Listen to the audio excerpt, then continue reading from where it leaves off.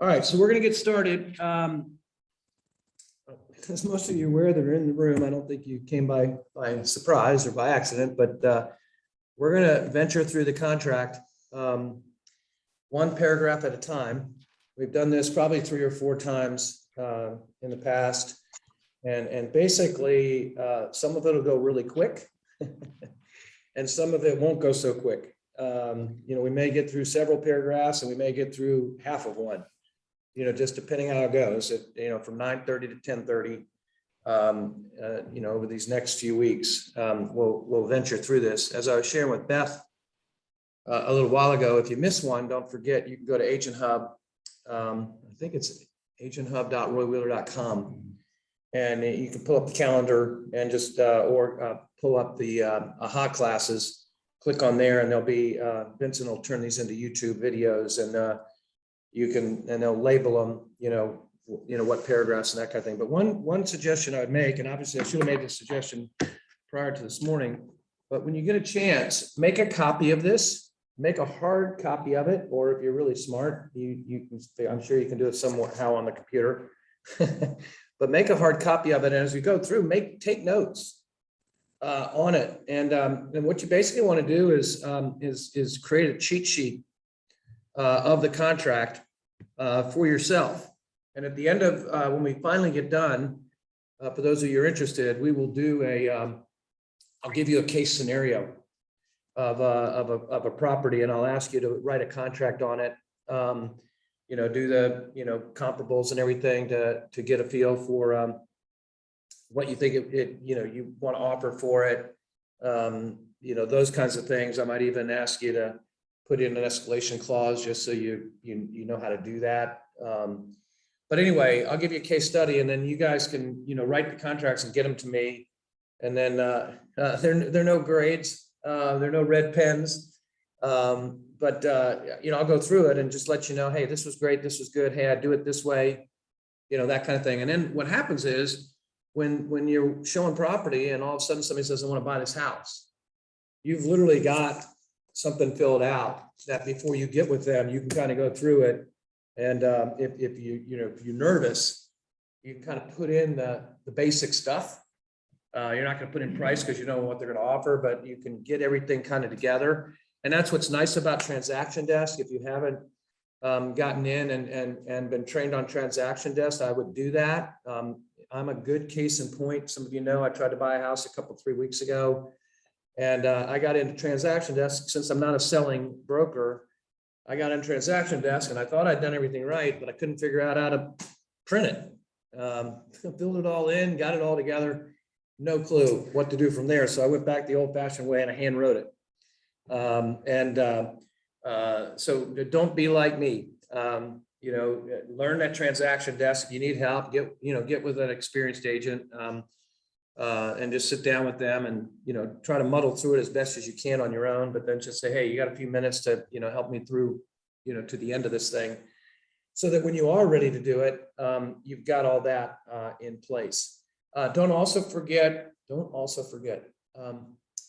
Please remember that we've already gone over the listing. If you go into the AHA class, you'll find the listing overview where I went over the listing agreement and explained that. We've done the exclusive right to represent agreement for buyers. I encourage you to watch that, not only as it relates to how to fill it out, but also how to get it filled out using it. It is a law.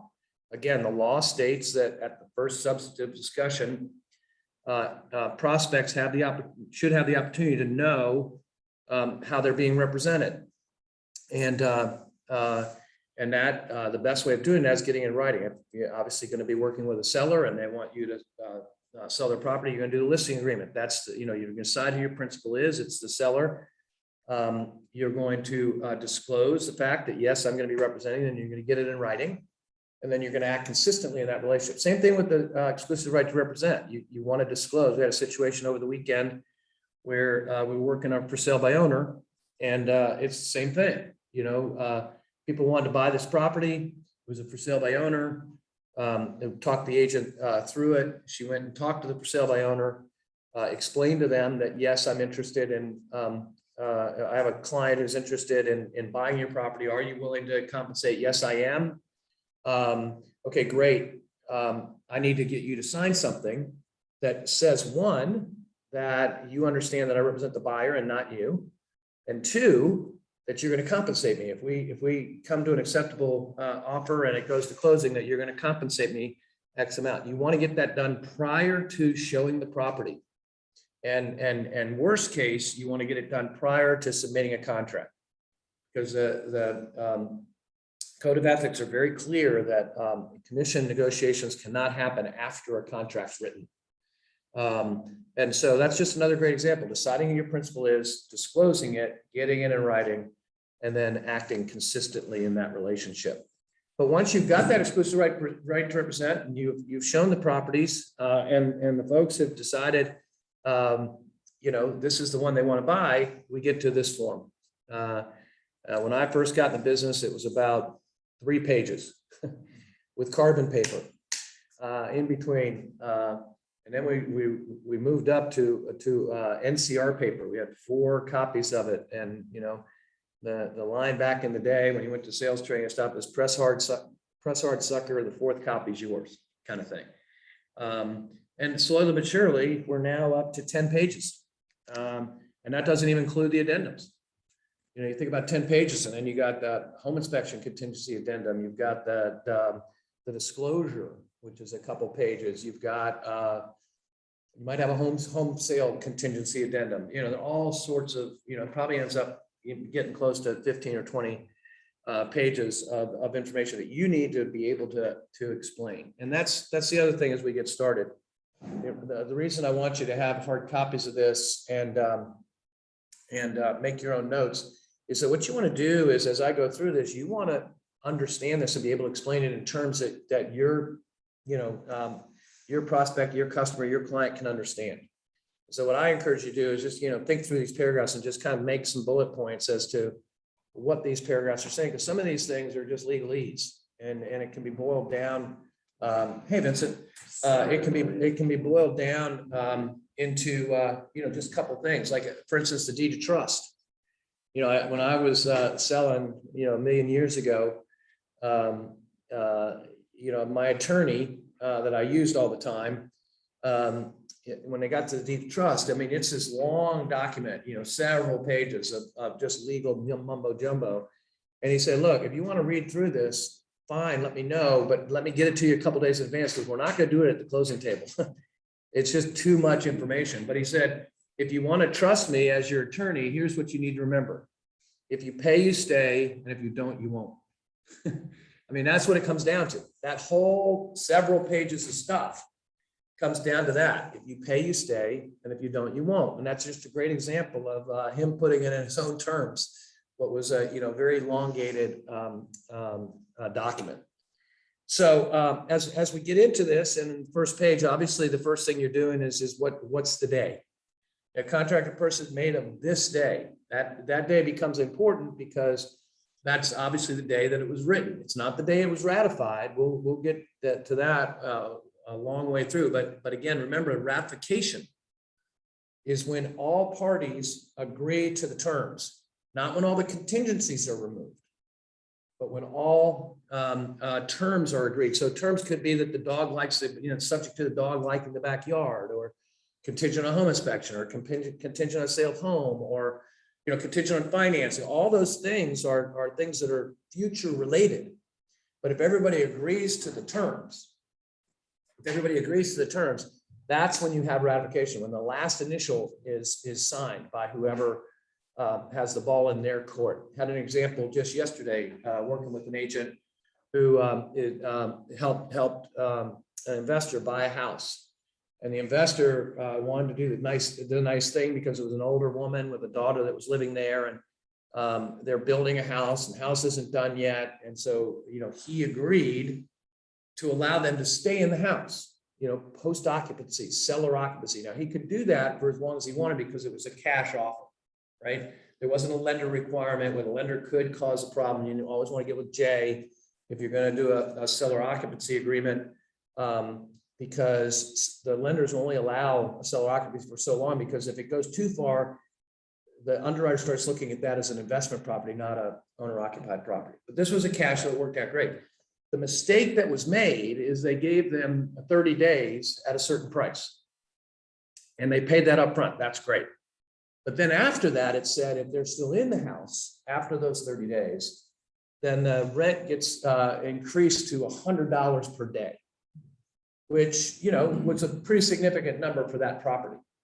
But the mistake that the agent made, that was great because it was a way of making sure it was going to hurt somebody to stay longer than the 30 days. But the mistake he made was that he didn't put a deadline on that. So now he's got this open-ended, and the buyers don't want to move until the house is done, and they're saying we'll pay the $100 a day.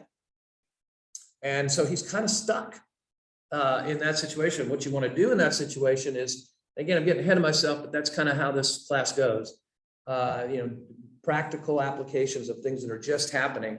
What he should have said after the 30 days was, it's going to be $100 a day, but no later than October 31st, or no later than whatever. So there's a deadline, unless by mutual agreement, no later than, right? And so now he's kind of in an open-ended deal and doesn't know how he's going to get them out of there, because the way the conversation started is it was with a builder that is notorious for being delayed in their closing. And he went out and looked at the property the other day, and he said, this thing is still a long way from being done. So anyway, today is September, whatever it is, 14th.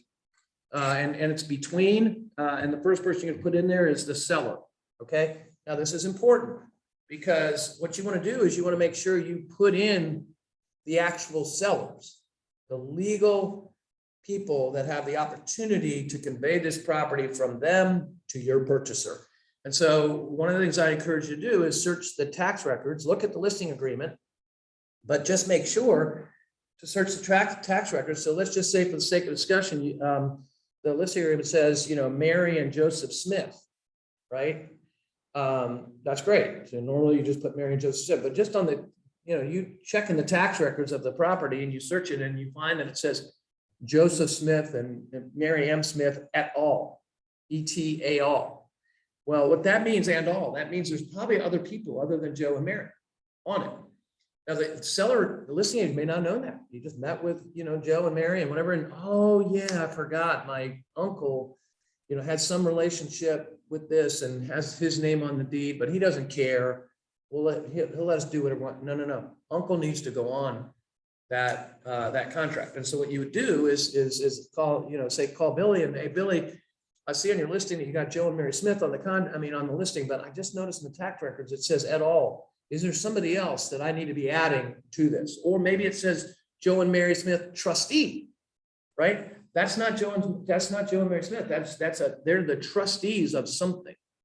And in that situation, you would want to put in Joe and Mary trustee, and then you would want to have the listing agent provide written verification that they are in fact legally able to convey this property from the trust to the purchaser. Can you put et al? Yeah, you could. Yeah, you could. But what I would do is, Billy's asking, could I just, since it's in the tax records, could I just put et al? Yeah, you could do that. But I would still alert the listing agent, hey, I'm writing this contract. I'm going to send it to you, but I just want you to know in the tax records, it said Mary and Joseph Smith et al. I'm going to put that in there. But the point being, Billy, even though you put it in there, it probably means somebody else is signing too. So even though you're putting that in there, the et al needs to be figured out. You know, who is et al, right? And then the seller, so we got the seller whose address is, and then you're gonna, now again, this isn't the address of the property. We're gonna get down to real property here in a minute. This is the address of the seller, the person who's gonna be conveying the property to the purchaser. It's their actual local or their mailing address. And then you have the purchaser, and hopefully as you're filling out the contract, you know who your purchaser is. But again, as an example, you may have a minor, you know, buying it. You know, a couple of years ago, some guy in what's the name of that video game everybody's playing? Not Mineshaft. That's the one my 6-year-old plays, but yeah, Fortnite. some 15-year-old won the national championship of Fortnite and won like $1.3 million or something.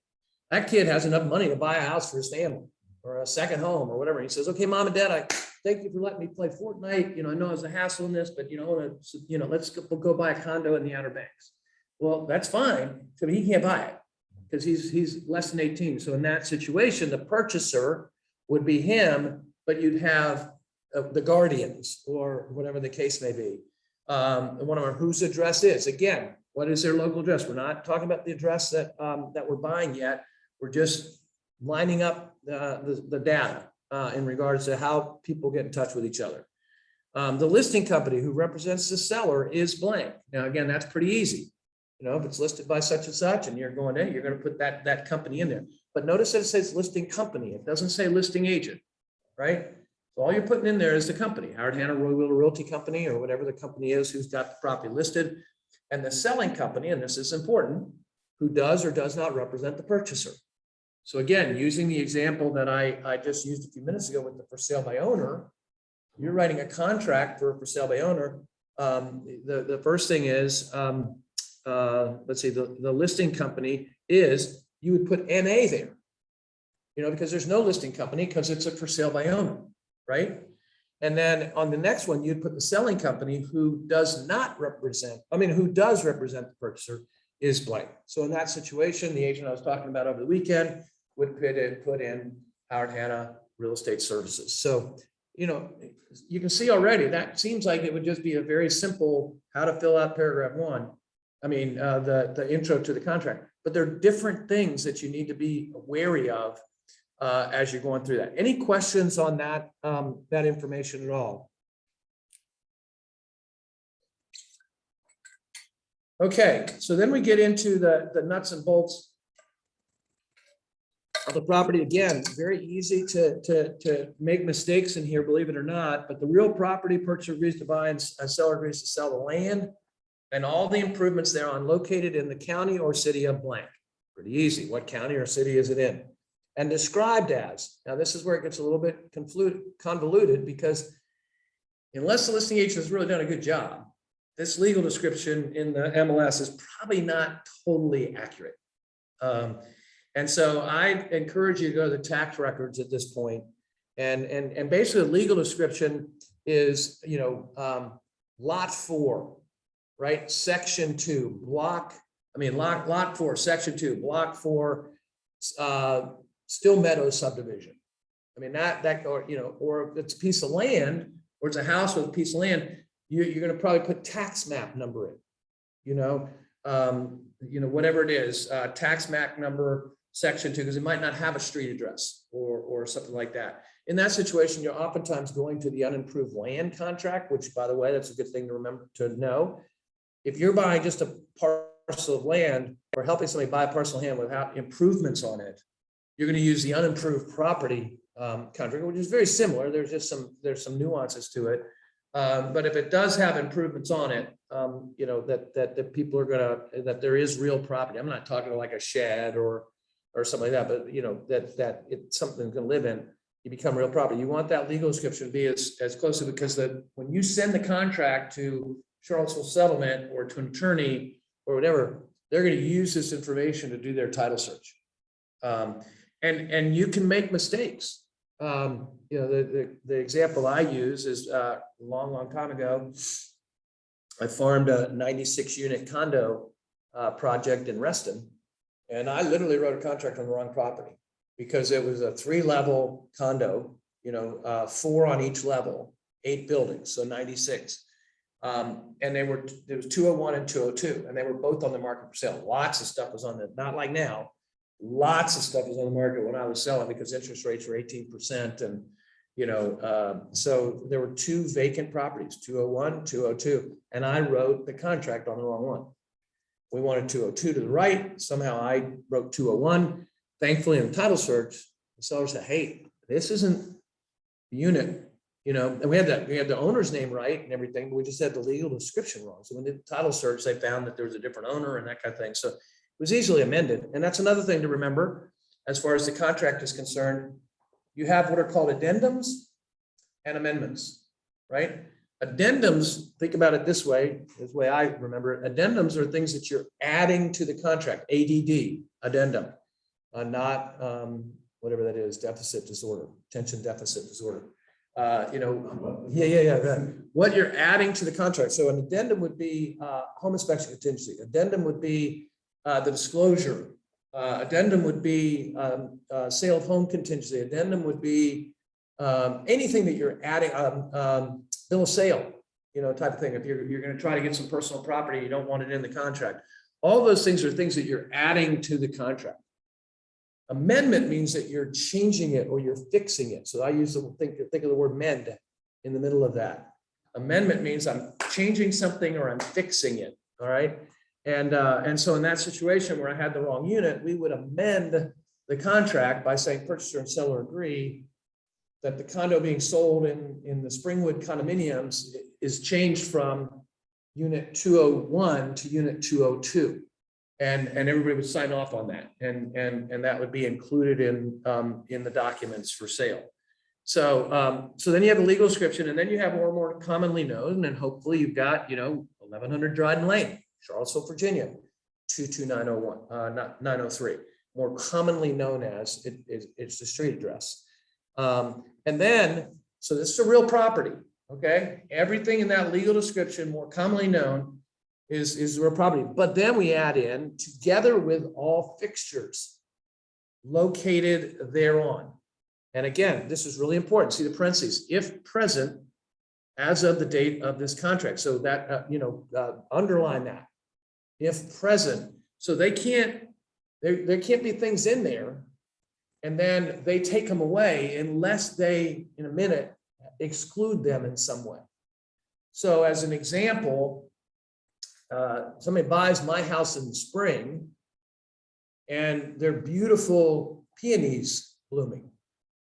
Well, those peonies are very important to me because they're my mother's peonies. And I've transferred them from our childhood home to every house I've lived in. I've pulled them up and I've planted them. So on Mother's Day, these things bloom and they remind me of my mom who, now passed away, 16 years ago. Those are never going to convey with the property. Even if I'm giving them to my kids, they're going to come out. So if they are blooming in that situation, I would have to exclude those. Peonies blooming in the front yard do not convey with the property. And believe it or not, I talk about that, but I've seen boxwoods leave yards. Beautiful boxwoods in front of the house, and dig them up and take them with them. You can't do that if they're present at the time of the contract. Unless they're excluded, they stay with the property. And interestingly enough, as we go through this paragraph used to just be a couple things and you had to write everything in. Well, all these things that you're seeing in this paragraph are things that people have had problems with in the past. So together with all fixtures located thereon, if present as of the date of the contract, including without limitation, blinds, ceiling fans, curtain rods, and brackets. All right, curtain rods and brackets. The story I tell with that is that I sold a house. We asked for the window treatments to convey. They agreed for the window treatments to convey. When we got to the house, guess what? The window treatments were all neatly cleaned and folded under every window, but all the curtain rods and brackets had been taken because we didn't ask for them. We didn't ask for it. To us, it was, we assumed, right? Don't assume. Be ridiculous in what you write, just to make sure there's no, again, as we talk about this contract, we always want to stay in the black and white. We don't want to get into the gray. We don't want to get into subjective things that one person could interpret one way, somebody else interprets it another way. And so, all of a sudden, window treatments, yep, we got them. But the buyer had to go out and, they weren't very happy. Audio, video, or media and mounting hardware. If there's a TV up there, the TV doesn't convey, but whatever that held the TV on the wall conveys. You're asking for the TV, you got to ask for the TV. But in the document, if a seller doesn't want, and they want to take all those brackets and hardware with them, which more times than not is more of a hassle, then better just to give some more and whatever, especially if you're getting, above list price on your house. But the point being is, unless they cross that out, then they're conveying that with the property. Built-in dishwasher, door knockers, garage door openers, something that's not on here, but I'm sure will be on here soon. It'll probably say door knockers and ring bell, right? It doesn't say ring bell. If you want the ring bell, you got to write it in, right? And more houses have it, and it just looks like a normal thing that it's the doorbell. But it doesn't say ring bell. It says door knockers, garage door openers, controls, gas fireplace logs and inserts, installed floor and wall coverings. I know this one situation where the wall-to-wall carpeting was taken out of the living room, dining room combo because they didn't ask for it. This years ago when it wasn't in there. But they didn't, all the little things that you attach the carpet to were still there. Those little trim bracket, yeah, that was all there. But they literally took up, I don't know what they were gonna do with it, but they literally took up the wall-to-wall carpeting. Like a ring doorbell, you have to state that in the contract. Yep. Yeah. What about a regular doorbell? Would that be stated in the contract as well? Well, a regular, what they would probably say in that situation is that a regular doorbell is something that's installed, where the ring bell is too, but it's just above and beyond, so, and a good point. I think you could argue the case that this is installed in the house, therefore it conveys, but that's what you don't want to do. You don't want to say, well, that's it. And the seller say, no, that's not it. You want to just put it in there, and here's another, another piece of advice. Drink plenty of water every day. Another piece of advice. If somebody has decided this is the house they want to buy, go back to the house, start in the driveway with a legal pad and walk through the house and just make notes. So you get to the front of the house and there's a ring bell, right? Ring bell, different things, and write the ceiling fans in. The ceiling fans are in there, but just write the things that you're noticing and the buyer saying, yes, I want that. Chandelier. Yeah. So just walk through the house as if is there something here that you want? Now, another thing, just as a piece of advice for the seller, I'm, standing here in Ednam and there's this wonderful chandelier in the middle of the room. And let's just say that's a family heirloom. It's been handed down from one generation to the other. I have a corner cupboard in our house that the first boy in every family gets it. So my dad's father, his father, this corner cupboard is, I don't know how old, but it's 3 or 4 generations now to me. And that'll go to JM, at some point. Now that's a piece of furniture, but let's just say it's a chandelier that's been handed down from generation to generation. That's there, going back, it's present at the date of the contract. If they want that to not convey, they need to communicate, this does not convey. But better than that, take the sucker down and go to Lowe's and put up something nice that still, gives the room the stature it needs. But if that's really important to you, don't get to a place where somebody said, I'm not buying a house unless I get the chandelier. People can get that emotional about things. So just take the sucker down, put something else up versus hanging a tag from it that says does not convey. But even if you're going to put the tag on it, does not convey, make sure as a listing agent that when you're looking at the contract that somebody hasn't written the chandelier in and you miss it. Because it says does not convey, but they've written it in here. And now you're in a situation where that chandelier conveys because it was present at the time of the contract, they asked for it. And on the other side of it, let's just say the seller says washer and dryer conveys, right? Let's see here. Installed floor and wall coverings, installed mirrors, light fixtures, mailbox and posts, built-in range, shade, shrubs, there's the boxwoods, exterior plants, there are my peonies, trees, shutters, smoke and heat detectors, storm windows and store doors, switch and receptacle covers, television. Can you imagine taking the receptacle covers off and leaving, somebody may have gotten brass ones. Okay, if those are important to you, take the brass ones and go get ones and put regular ones there. Don't leave that for interpretation. Television antenna, window screens, screen doors, together with items of personal property described in paragraph 2. Now, paragraph 2, what does it not talk about? It doesn't talk about washer and dryer. So let's just say the MLS says washer and dryer conveys. There's a washer and dryer that's present at the date of this contract, but they don't ask for it. So the buyer does not put in washer and dryer, and they get to the walkthrough. and the washer and dryer, which is considered personal property, is gone. Wait a minute, you said it conveyed with the property. It did, but you didn't ask for it. So we didn't think you wanted it. Right? So anything, that's what I'm saying. You want the washer and dryer in number 2, you're writing in washer and dryer. You know, if you want the swing set in the backyard, you're writing in swing set in the backyard. Now, this is where Jay comes in, and when we get to paragraph 5, I'll have Jay come in and be a part of this conversation, because Jay may not want you to have the swing set in there, because that may be enough personal property that the underwriter thinks that that's, you know, creating an issue with what the buyer's doing. So that's where we go to the separate bill of sale, which would be an addendum, right? And you would have a separate bill of sale that says for $1 at closing, seller agrees to convey the following items. In most situations, the lender does not want to see that bill of sale. So don't mention it in the contract, right? Now, if you're, you know, conveying a Jaguar in a garage or something like that, now you're creating, but a swing set, you know, that kind of thing, the lender, it's not going to cause a problem, but you just want that in a separate bill of sale. And so it's always good to check with Jay and say, hey, Jay, there are a couple of things we're going to ask for.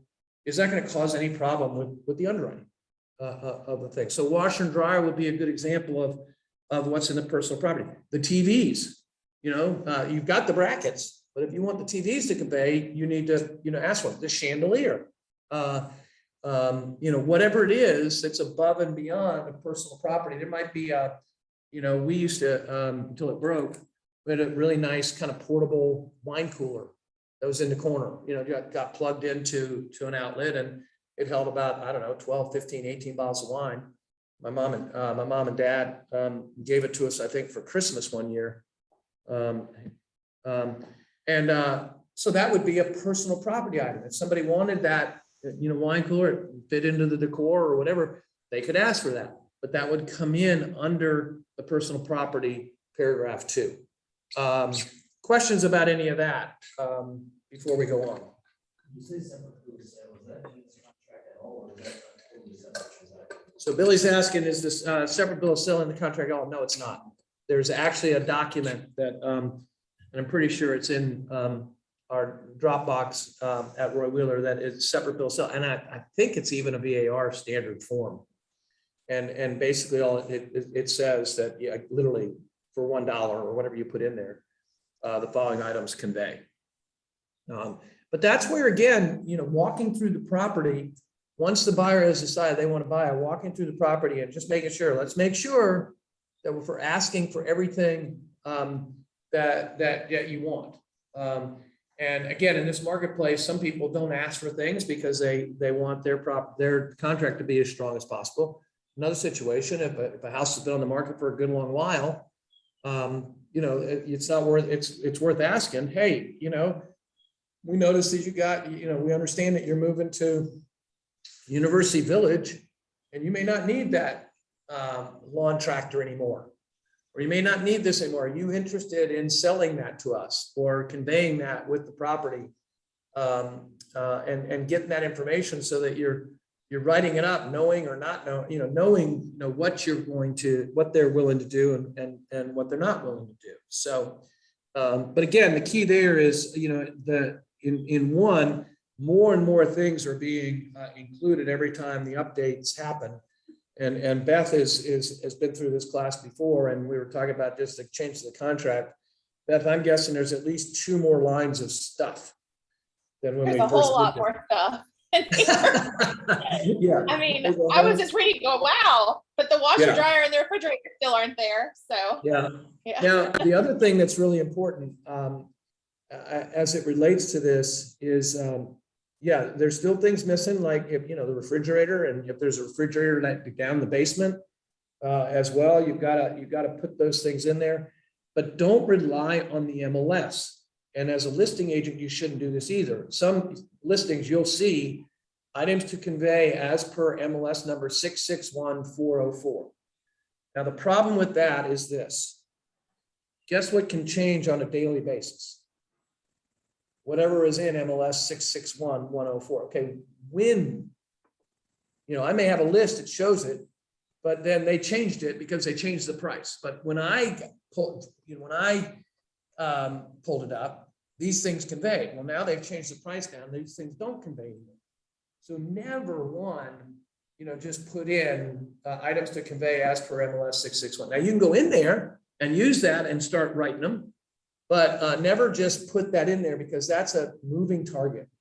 Of what date? I mean, I'm not even saying do it, but worst case, if you were to do it, you would say as of 9/14/2021. Well, 6 o'clock, 9 o'clock, that kind of thing. So you really want to be meticulous in writing the things down. And then the other thing, as a listing agent, do not use what another listing agent has done in the past. Say it's an expired listing or something that you've now taken over and only sold a year ago. Don't go back and clone or use the stuff that they did, because for a lot of different reasons, they may have put the legal description in wrong. They may have the wrong school district, but they could very well have the wrong, personal property stuff in it. Okay, now we get to purchase price. Pretty simple. All of you have written a check at some point in your life, maybe not for as much as $499,750, but all of us have written personal checks at some point in our life. And basically that's what you're doing here. You're writing this out as a check. The purchase price is $499,500/00/$100. And then you do $499,500 written. Go ahead, Barb. If you put it in the digital line though, first, it puts it in automatically for the written. Great. And that's one of the tips for the transaction desk. Thanks, Barb. If you put in the $499,500 first, it'll automatically write it out for you so that you don't have to do it. The other nice thing about transaction desk is with the contract and with the addendums, a lot of stuff autofills and you don't have to, fill it out each and every time. But anyway, you got $499,500, which shall be paid to seller at settlement in cash or by cashier's or certified check or wired funds, subject to the prorations described herein and from the following sources. Now, I don't even know why they have cashier's check and cash and wired funds. I mean, cashier's check, certified check, and cash anymore, because almost every closing I've seen in the last, I don't even know how long, they don't take anything but wired funds. It's just, it's easier for them and less costly. Two, they're not having to, you've got a check, that check may take 10 days, right, to get through the bank. And so the other example they use is that certified or cashier checks are, it's with color copiers and stuff, it's much easier to, make them look really good. And so, I guess some title companies and some attorneys have gotten bit on the butt where they accepted certified cashier's check and it was fraud, it was fraud. But anyway, so 400, what you're saying is, okay, it's September 14th, we're gonna go 60 days. It's November 14th is gonna be the closing day. Well, on that date, we're saying we're gonna pay $499,500.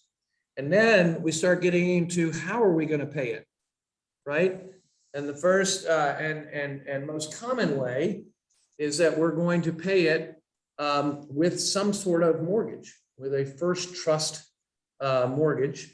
And so you're checking that box and it says third-party trust. You gotta be a little bit careful here because the boxes can be a little confusing. But the first box is we're going to obtain, right? We're going to get a loan. Very rarely do we see assumptions anymore. It used to be that FHA and VA were fully assumable. All you had to do is put the money down to offset the mortgage balance and you could assume anybody's loan.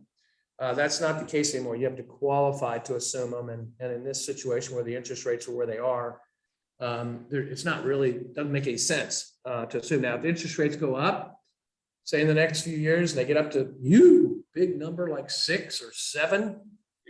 When you think about me having been in the business when they were 19, 6 or 7 still doesn't sound so bad. But if they got to that, assuming a 3% loan or a 2.75, the assumptions may come back into play, but right now, you really, you're better off, obtaining a loan in most situations. And what kind of loan are you obtaining? It's either a conventional, FHA, VA, VHDA or blank, you might have a USDA rural loan, or you might have, let's see, you might have a FHA, you put this in other FHA 203K renovation loan, or whatever the loan is that the person's applying for.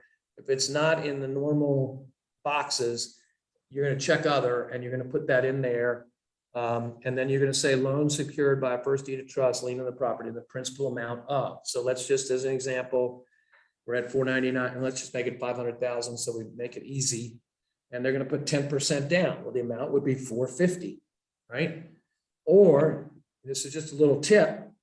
If you're going to be in accounting mode, you put in or blank percent of the purchase price. So you'd say 90%. If we're going to put 10% down, you put 90% in there. So the amount of NA or 90%. The reason that's a little tip is that if it's going to have to be countered to 505, you don't have to change this part of the contract because it's 10 unless you're going to change it. But now they're going to put down 50,500 versus 50 because they're doing a 90% loan, right? Whereas if you write the number in and not that amount, say, okay, $500,000, $500. Okay, now it's 50,000. Okay, you got to change all that and get initials and things like that. So a little bit of efficiency there. If you just put in 90% of the purchase price, bearing interest rate at a fixed rate, not exceeding. Now, again, I'd circle or underline not exceeding. Why? Because this can be a little place that a buyer agent can protect their buyers, and unless the seller knows,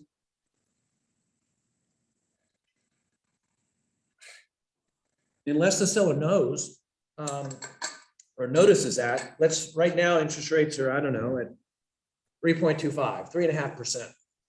And they put in not exceeding 4% per year. And in the time period of finance contingency, which we'll get to, which is paragraph 5, interest rates go beyond 4, right? Hopefully that wouldn't be the case, but let's just say the finance contingency, when we get to that paragraph, you put in 30 days. And during that time period, the interest rates now are at 4.4 and 8, right? The buyer has the right to get out of the contract because it said at a fixed rate not exceeding 4% or not exceeding 3 7/8 or whatever they put in there, or an adjustable rate with an initial rate not exceeding. Now, again, we're not seeing a lot of adjustable rate mortgages right now because the interest rates are so low, but if interest rates go up some, you may start seeing people getting like a 5-year adjustable because they want to stay in the less than 3% for 5 years, right? They know in 5 years their situation could be different and they can, either refinance or do it. We're not seeing a lot of that right now, but that says or an adjustable rate with an initial rate not exceeding. So again, in that situation, they may say adjustable rate not exceeding 2 3/4 per year, and a maximum rate during the term of the loan not exceeding. So an adjustable rate, for those of you who don't understand, let's just say it's a 5-year adjustable. It starts at 2.75. There's how much is it going to adjust? Well, it's going to adjust no more than 2% in 5 years. So it would go up to 4.75. And that what this is saying is it would never, let's say it would not exceed 5% per year or 5.5% per year. So you've got a 2.75 minimum. And that they're going to get a loan that guarantees that it'll never go above 5.5% over a term of blank years, and requiring not more than a total of blank loan discount points. Now, what does that mean? Well, loan discount point is 1% of a loan amount. That's one thing you might remember from your principles class. There are very few things you needed to remember, but that's one thing that you want to remember. And what that does is you can buy a rate down. So in another world where it's not a seller making all the rules, let's say there's a lot of inventory and things aren't selling, you could say that we're going to offer you this and we want the seller to pay 2 loan discount points, right? And what that does, it would allow you to buy your interest rate down. So for 2 loan discount points, you might be able to get a 3.5 or 3 3.25 loan down to 3.25, because you're paying some of the interest up front. It's prepaid interest is basically what you're doing. The really cool thing about that from a tax standpoint is the seller paying those discount points. Those are percent of mortgage interest, and the buyer gets to write it off, even though the seller paid it. When you go to close, you close, and the next tax year, you get those 2% to be used towards your mortgage interest deduction. So that's a cool little thing. And here's just another little hint from Heloise. Every time you close on a property, you should have at the end of the year, after the first of the year, Thanksgiving's come, Christmas has come, New Year's has come. Sometime in January, people start thinking, oh, I got to file taxes, right? You want to have something in your business model reminder and Engage and where you're making those runners that you're going to send the closing statement from a year ago to your client and say, hey, you may have misplaced this, but you want to make sure you send this to your accountant because there's going to be some tax benefits for you for having bought a house during 2021. Or, hey, seller, here's your closure statement. Send this to your accountant. There may be some tax benefits for you for having sold your house in 2021. An investor, a lot of investors have sold houses in 2021. The fact that they did a bunch of renovations and painting and things like that, that can adjust their basis, right? And so sending that to their accountant with the bills and the invoices of what they did to prepare the house within, I think it's 6 months of the sale. Those things that you don't get a deduction, but you get adjusted basis. So, there's actually a tax seminar going on right now through Howard Henry U from 9:30 to 12. So if you're interested after you get off of this, you might want to just go right over that. Bradford's doing this thing for that. But the point being is, you've got investment property and it's you bought it for $250 and you're selling for $400. Beth Bassett knows about this because they've done some of this, but $250, it sells for $400. Well, there's an adjusted basis of $150,000 that they could have to pay taxes on. But there's a bunch of cost of sale. You got the realtor commissions, your grantor's tax, your closing costs, those kind of things. Those are costs of sale. And then within 6 months of things that you did to renovate the property to get your $400,000, let's say it's $30,000, 10% in cost of sale, that gets it down to $360. And then you got, you did, $30,000 worth of renovations kind of thing, $330. Now your adjusted base only $80,000. That makes a huge difference. And so sending those statements to your buyer or seller is just a nice way of making contact with them and saying, hey, thanks for remembering. Yeah, you're right. I have no idea where I put that stuff. Right. Go ahead, Barb. I have found recently that it's sometimes hard to get a copy of the closing disclosure. Yeah. Charlottesville settlement is where I almost always close. And now, especially now that we don't get to be present and ask them for it, and the deposit is an automatic deposit into your account, sometimes you don't get that. And that's been really frustrating. Yeah, here's the thing. And what I've learned is it used to be the HUD statement was one document and that the buyers on one side had the sellers on the other. A few years ago, they changed that and made them what they call closure disclosures for the buyer or the seller. And if you represent the seller is the one who's paying the commission. And so that attorney, when they pay the commission, send just the seller side of it. So like if you're representing the buyer, you're not going to get a copy of that because all they're sending is the closure statement from the seller with the commission that was shown to be paid. You've got to go to your client and say, will you please provide me a copy of your closure statement for my records? If it's the buyer, because the buyer is not going to show anything on it other than the buyer side. And you're not going to get that from the seller's closing company or attorney because you're not their client. If we get it here at Roy Wheeler, at Roy Wheeler, even though you're being paid direct deposit, you're still going to get a copy of it. But oftentimes we're not getting it. You've just got to ask for it. And I asked for it the other day from the attorney, and the attorney said, I'm not going to give it to you. You're going to have to ask the buyer to give it to you. Even though the attorney was a friend. And And so I had to, reach out to the buyer. So yeah, that's a great point, Barb. And if you don't get it, now, again, if you go to the closing with your client, then you can ask for a copy of it right there. Yeah, And but then you you- can't, they're not letting us go.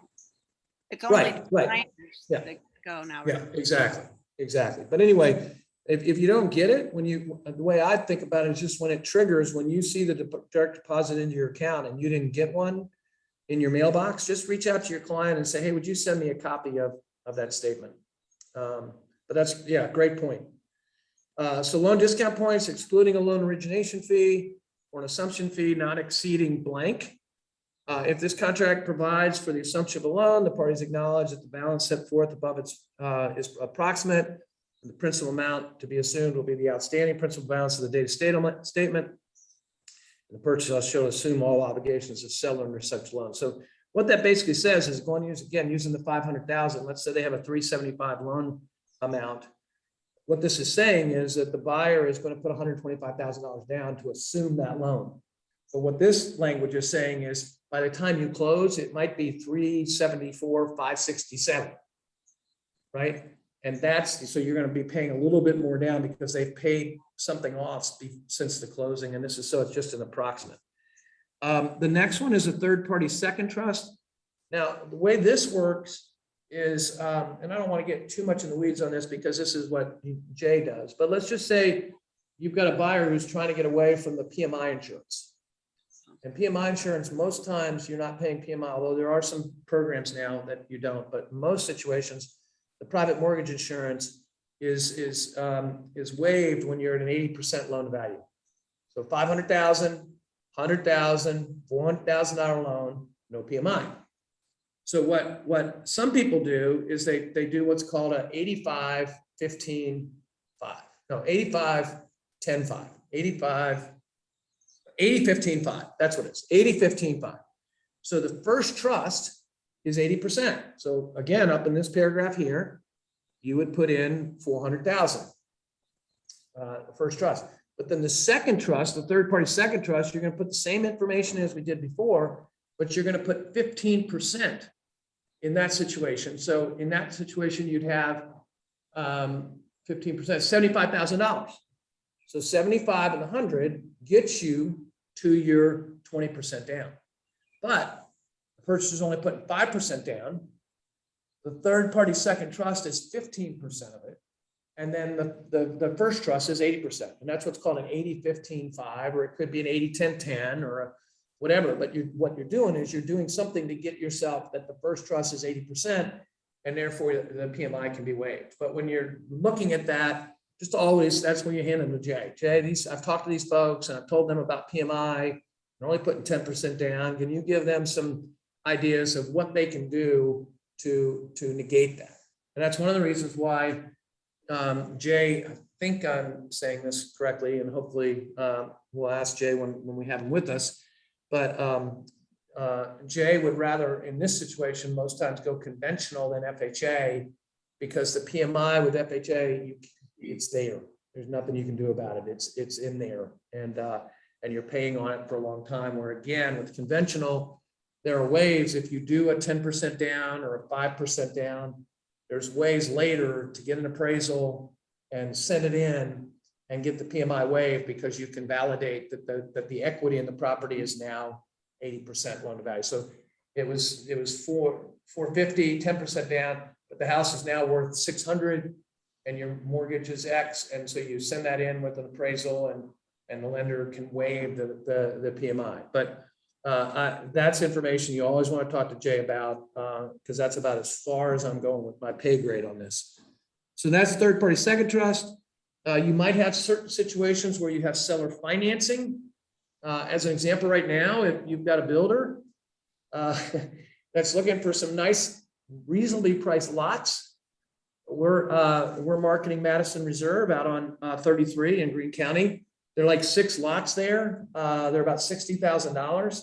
And the developer is willing to finance those lots until closing right now. So a builder could buy that lot, build a house, and not have to pay for the lot until they close. So they would literally pay whatever was agreed to with seller financing, no money down, certain interest. And at closing, they would close on the lot, and then right behind it, they would close on the house. It's a great way for a smaller builder who's looking to do something.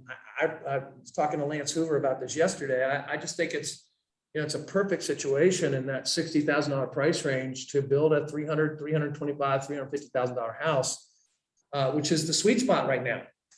And it's really intriguing to me that we have not been able to,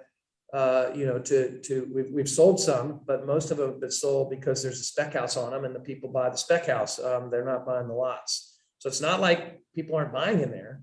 It's just, it's really interesting. It's a real anomaly, and we're doing our best with that. But anyway, seller financing would be in this situation, agrees that blank or X% of the purchase price shall be evidenced by note made by purchaser payable to the seller bearing interest rate. The thing you want to know about this is if you're in seller financing, this is when you stop and you say, in these lines underneath here, you can fill in just like we just did, 3.75% for 30 years, blah, blah, blah. But in the lines right here, the deed of trust to be written by an attorney.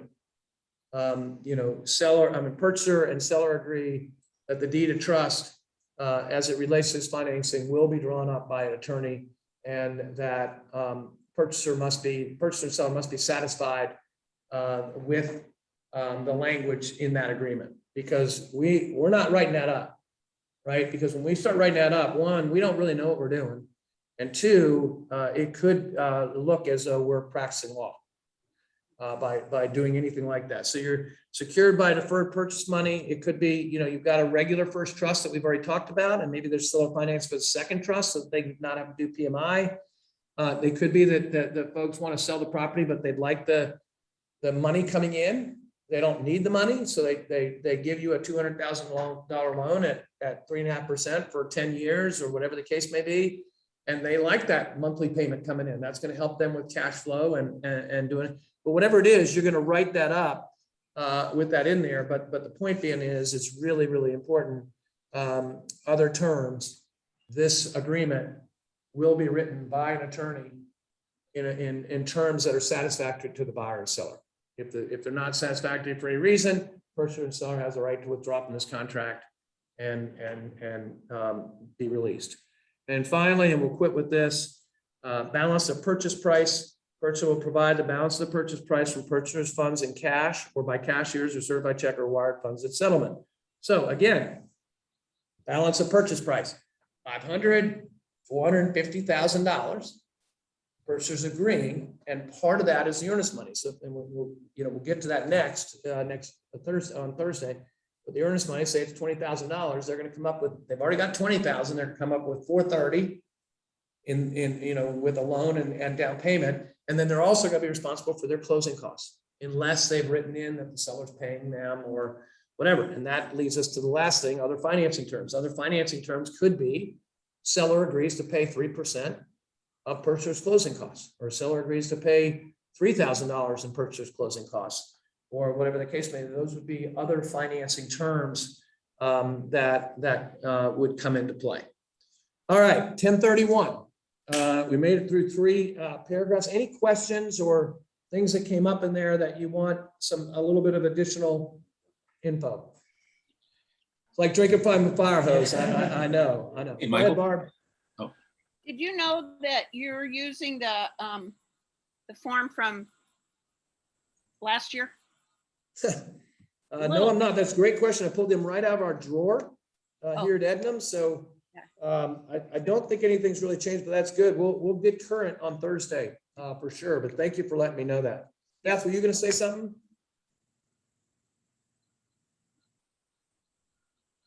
You're on mute. Sorry, I'm good. Thank you. Okay, David. Yeah, so on other financings, if you get into the contract and then after your home inspection, you have this agreement with the seller about them paying a certain amount towards closing, could you go back in there, add it in there, and then just have everybody initial that little paragraph? Or would you prefer an amendment between the buyer and the seller? That's a great question. That's a great question. What David's asking is, let's say you go home inspection and there's some items that the seller, the buyer wants to have fixed, seller really doesn't want to fix them. And so they ask for a credit, say it's $2,000 or $5,000 or whatever. You do not want to put in the contract, the lender doesn't want to see seller to repair the roof, or seller to give $3,000 or $5,000 to the purchaser for the repair of the roof, or blah, blah, blah. You want to, the best way of doing this is the seller to pay purchaser's closing costs up to a certain amount of money. And yes, you can put this in here where you could just, you can just get initials, or you can do a blanket amendment that says seller and purchaser hereby, seller agrees to pay $3,000 of purchaser's closing cost at closing, and just get everybody signed. Either way would work. So whichever one you want to do, David, is totally fine. Barb? I don't know if I came in right when you were on personal property. I don't know if you mentioned the bill of sale or I did. whatever it's called. Okay. And now, I did. am I right that shouldn't go to the lender when you give them all the rest of the contract? Correct. Absolutely correct. Yeah. Yeah. All right, guys. Well, thank you. We'll see you business meeting tomorrow at 10. And then we'll do contract part 2 at 10 o'clock on Thursday. I appreciate your time, and we'll talk to you soon. Thank you.